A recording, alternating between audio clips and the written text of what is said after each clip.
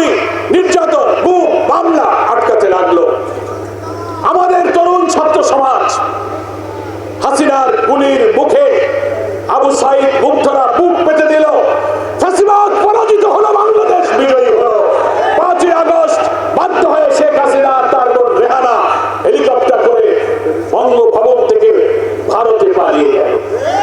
পাগল হয়ে গেছে, কালকে ইলেকশন দিলে ভালো হয়। কেন এত ব্যস্ত কেন? যে নির্বাচন সুষ্ঠু করার জন্য 15টা বছর অপেক্ষা করতে পারলাম, সেই নির্বাচন যদি দিয়ে আবার ওই 14, 18, 24-এর মতো হয়, তা সেই রক্ত দিয়ে লাভ কি?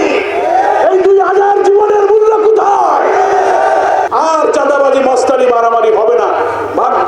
Bus stand, truck stand, tempo stand, Balurghat, হাট ফাট, মসজিদ কমিটি, স্কুল কমিটি, হাট কমিটি 5ই আগস্টের পরে কি আবার তাই শুরু হচ্ছে না? এগুলো কি জামাত ইসলামের লোকেরা করে? কি হলোটা কি রক্ত দিয়ে?